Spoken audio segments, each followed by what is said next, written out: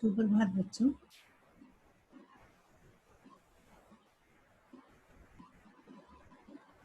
आज हम कक्षा 9 में अर्थ की दृष्टि से वाक्य भेद पढ़ेंगे। सबसे पहले हम जानेंगे वाक्य रचना। वाक्य रचना क्या है? भाषा की मुख्य इकाई वाक्य होते हैं। अपने भावों को समझाने एवं दूसरों के सामने प्रकट करने के लिए हम वाक्यों का प्रयोग करते हैं। ये सार्थक शब्दों का सार्थक अर्थ समूह होता है। वाक्य पदों का वह व्यवस्थित समूह जो पूर्ण अर्थ देने की क्षमता रखता है, जैसे रमेश बाजार से फल लाया है। तो इस प्रकार हमने जाना कि वाक्य शब्दों से बनता है। अर्थ की दृष्टि से वाक्य अपने आप में पूर्ण होता है। पद एक निश्चित क्रम में परस्पर जुड़कर भाव या विचार प्रकट करते हैं। तो हम ये कहें कि फल रमेश लाया बाजार से, तो है जो शब्द के क्रम हैं वो आगे पीछे हो जाते हैं। तो वाक्य के सही अर्थ को जानने के लिए शब्दों का उचित क्रम में आना अत्यंत आवश्यक है। यदि वाक्य में शब्द सही क्रम में नहीं आते तो वाक्य का अर्थ ही बदल जाता है। वाक्य की परिभाषा क्या है? हमारे मन के भावों एवं विचारों को प्रकट करने वाले व्यवस्थित शब्द समूह को वाक्य कहते हैं। उदाहरण देखते हैं। सूर्योदय पूर्व दिशा में होता है। व्यायाम करना सेहत के लिए लाभदायक है। अब है वाक्य के अंग। वाक्य के दो मुख्य अंग होते हैं, उद्देश्य और विधेय। उद्देश्य किसी वाक्य में उसके विषय में बताया जाए उसे उद्देश्य कहते हैं। सौरभ कहानी लिखता है। इस वाक्य में सौरभ के विषय में बताया गया है, अतः वह उद्देश्य है। विधेय किसी वाक्य में उद्देश्य के विषय में जो कुछ बताया जाता है वह विधेय कहलाता है। सौरभ कहानी लिखता है। यहाँ सौरभ क्या है? उद्देश्य, और कहानी लिखता है विधेय है। वाक्य भेद।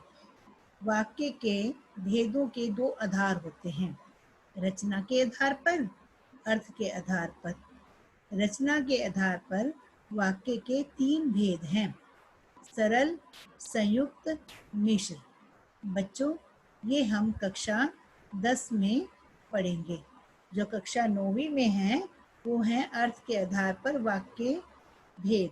तो अर्थ के आधार पर वाक्य भेद 8 होते हैं। पहला है विधानवाचक वाक्य, प्रश्नवाचक वाक्य, निषेधवाचक वाक्य, आज्ञावाचक वाक्य, संदेहवाचक वाक्य, संकेतवाचक वाक्य, विस्मयादिवाचक वाक्य, इच्छावाचक वाक्य। सबसे पहले है विधानवाचक वाक्य। जिन वाक्यों में क्रिया या काम करने या होने की सामान्य सूचना का बोध हो उन्हें विधानवाचक वाक्य कहते हैं। उदाहरण देखते हैं। बादल गरज रहे हैं। वहाँ एक तालाब है। बच्चे खेल रहे हैं। इन वाक्यों में क्रिया के होने अथवा उसकी प्रक्रिया का बोध होता है। इस कारण ऐसे वाक्य विधानवाचक वाक्य कहलाते हैं। दूसरा है प्रश्नवाचक वाक्य। जिन वाक्यों का प्रयोग प्रश्न पूछने के लिए किया जाता है उन्हें प्रश्नवाचक वाक्य कहते हैं। उदाहरण है, क्या यह राजेश का घर है? आप किस गांव से हैं? किसने ये काम किया? तो इन वाक्य में प्रश्न किए जाने का बोध होता है। इस कारण ऐसे वाक्य प्रश्नवाचक वाक्य कहलाते हैं और इस वाक्य के अंत में प्रश्न सूचक चिन्ह लगता है। आगे है निषेधवाचक वाक्य। जिन वाक्यों में किसी कार्य के न होने का बोध होता हो उन्हें निषेधवाचक वाक्य कहते हैं। उदाहरण, कल हम सिनेमा नहीं जाएंगे। कुछ न कहो, तुम्हें कुछ नहीं होगा। तो इन वाक्यों में क्रिया के न होने का बोध होता है, इस कारण ऐसे वाक्य निषेधवाचक वाक्य कहलाते हैं। आगे है आज्ञावाचक वाक्य। जिन वाक्यों में आज्ञा, जिसको इंग्लिश में ऑर्डर कहते हैं, अनुमति, परमिशन, निर्देश, इंस्ट्रक्शन, प्रार्थना, चेतावनी का भाव हो, उन्हें आज्ञावाचक वाक्य कहते हैं। उदाहरण देखते हैं, तुम चुप रहो, तो आज्ञा दे रही है ना, कृपया मेरी बात सुनिए, प्रार्थना की जा रही है, अब आप जा सकते हैं, अनुमति का बोध है, दिए गए प्रश्नों के उत्तर लिखिए, तो निर्देश दिया जा रहा है। इन वाक्यों में आज्ञा का बोध होता है, इस कारण ऐसे वाक्य आज्ञावाचक वाक्य कहलाते हैं। आगे है संदेहवाचक वाक्य। जिन वाक्यों में कार्य के होने में संदेह या संभावना हो, उन्हें संदेहवाचक वाक्य कहते हैं। उदाहरण देखते हैं, आज शायद बारिश होगी। शायद, तो इसमें संदेह है ना, संभवतः वह निर्दोष हो, तो इसमें क्या संभावना हो रही है, अब तक तो शायद वह दूर जा चुका होगा। तो इन वाक्यों में संदेह अथवा संभावना का बोध हो रहा है, इस कारण ऐसे वाक्य संदेहवाचक वाक्य कहलाते हैं। संकेतवाचक वाक्य। जिन वाक्यों में एक क्रिया का होना दूसरी क्रिया पर निर्भर करता हो, उन्हें संकेतवाचक वाक्य कहते हैं। उदाहरण, यदि तुम आलसी रहोगे तो तुम्हारा नुकसान होगा। यदि तुम आलसी रहोगे तो तुम्हारा नुकसान होगा। यदि और तो। अगर हम अपनी संस्कृति का आदर करेंगे तो भारत का मान बढ़ेगा। तो इन वाक्यों में हमने क्या देखा कि दूसरे हिस्से की जो संभावना है वो पहले हिस्से पर निर्भर करती है, इस कारण ऐसे वाक्य संकेतवाचक वाक्य कहलाते हैं। विस्मय आदिवाचक वाक्य। जिन वाक्यों में हर्ष, शोक, भय, घृणा, विस्मय आदि के भाव व्यक्त हों, उन्हें विस्मयवाचक वाक्य कहते हैं।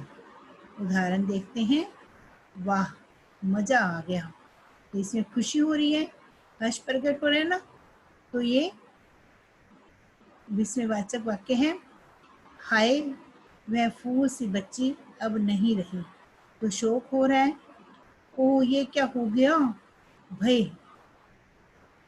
तो छी दूर हो जाओ, घृणा हो रही है, अरे तुम अभी तक यही हो, तो आश्चर्य हो रहा है ना, विस्मय हो रहा है। तो जो है विस्मयवाचक वाक्य में एक बात ध्यान रखनी है कि इनके जैसे वाह, हाय, ओ, छी, अरे, इनके पीछे विस्मय बोधक चिन्ह लगा होता है, ये इसकी पहचान है। तो इन वाक्यों में विस्मय के भाव का बोध हो रहा है, इस कारण ऐसे वाक्य विस्मयवाचक वाक्य कहलाते हैं। इच्छावाचक वाक्य। जिन वाक्यों में वक्ता के द्वारा अपने लिए या किसी अन्य के लिए कोई इच्छा व्यक्त हो, उन्हें इच्छावाचक वाक्य कहते हैं। उदाहरण देखते हैं, कहीं घूमने का मन कर रहा है, इच्छा हो रही है ना, सदा सुहागन हो, आशीर्वाद है, भगवान तुम्हारा भला करें, आपकी यात्रा सुखद हो, तो ये शुभ कामना है। तो इन वाक्यों में आशा, इच्छा तथा कामना का बोध स्पष्ट है, इस कारण ऐसे वाक्य इच्छावाचक वाक्य कहलाते हैं। बच्चों, अब हम वाक्य का रचनांतरण करेंगे। तो वाक्य का रचनांतरण क्या होता है, पहले ये समझते हैं। अर्थ बदले बिना वाक्य की बनावट बदल देना। अर्थ बदले बिना वाक्य की बनावट बदल देना वाक्य रचनांतरण कहलाता है। वाक्य रचनांतर करते समय निम्नलिखित बातों का ध्यान रखना चाहिए।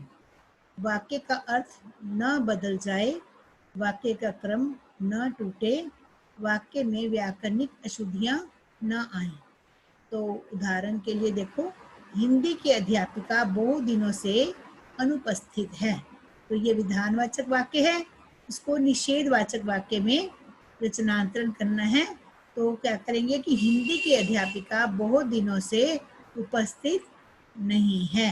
तो ये निषेधवाचक वाक्य में रचनांतरण हो गया इसका। तो इसमें वाक्य का अर्थ भी नहीं बदला, क्रम भी नहीं टूटा और व्याकरण शुद्धि भी नहीं हुई। अब हम एक वाक्य से जो जितने भी भेद हैं उसमें इसका रचनांतरण करेंगे। तो विधानवाचक वाक्य में अंकिता बाजार जा रही है, तो इसको अगर निषेधवाचक वाक्य में बदलेंगे तो अंकिता बाजार नहीं जा रही है। अगर इसको विस्मयवाचक वाक्य में करेंगे तो ओ अंकिता बाजार जा रही है। संदेहवाचक, शायद अंकिता बाजार जा रही है। आज्ञावाचक में अगर इसको परिवर्तित करेंगे तो अंकिता बाजार जाओ। अगर संकेतवाचक में रचनांतरण करेंगे तो यदि अंकिता बाजार जाए तो ठीक रहेगा। इच्छावाचक में काश अंकिता बाजार जाती। प्रश्नवाचक में क्या अंकिता बाजार जा रही है। तो हमने देखा कि एक वाक्य को हमने रचनांतरण किया है सभी भेदों में।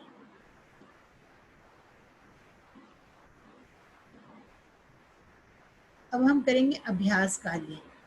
अभ्यास का मैंने 2 कार्य दिए हैं।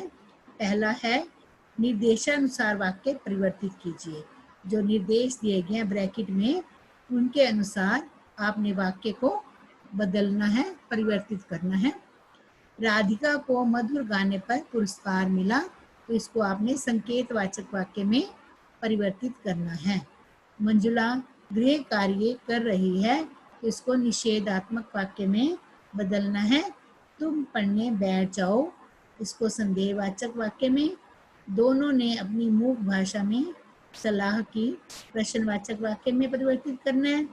ये चीनी किला पुराना है, इसको निषेधवाचक वाक्य में परिवर्तित करना है। हमारी नई संस्कृति अनुकरण की संस्कृति है, इसे इच्छावाचक वाक्य में बदलना है।